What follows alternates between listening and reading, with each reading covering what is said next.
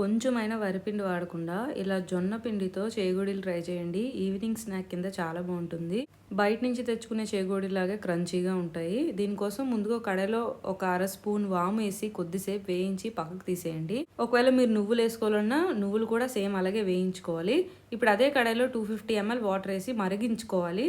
మరుగుతున్నప్పుడు సిమ్మర్లో పెట్టి జొన్న పిండిని 150 grams ఆఫ్ జొన్న పిండిని ఇందులో వేసుకుని లో ఫ్లేమ్లో పెట్టి ముద్దగా అయ్యేంత వరకు కలుపుకోవాలి. ఇందులో కొద్దిగా ఆయిల్ వేసి బాగా మిక్స్ చేసి కొద్దిసేపు మూత మూసి చల్లారనివ్వండి.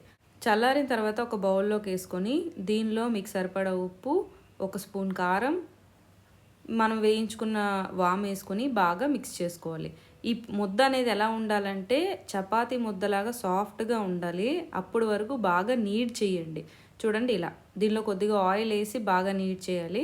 దీన్ని మూత మూసి 10 నిమిషాలు పక్కన వదిలేయండి. 10 నిమిషాల తర్వాత నేను ఎలా అయితే చేస్తున్నానో అలా చేగోడీలు ప్రిపేర్ చేసుకొని నూనె బాగా వేడిగా అయిన తర్వాత సిమ్మర్లో పెట్టేసి ఈ చేగోడీల్ని ఇందులో వేసుకొని డీప్ ఫ్రై చేసుకోవాలి. కొద్దిసేపటి తర్వాత మీడియం ఫ్లేమ్లో పెట్టి చేగోడీలు బాగా కాలనివ్వాలి.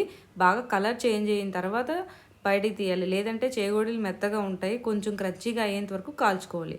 అంతే. మీకు ఎన్ని కావాలంటే అన్ని చేగోడీలు ప్రిపేర్ చేసుకుని ఇలా ఎయిర్ టైట్ జార్లో స్టోర్ చేసుకుని తినొచ్చు.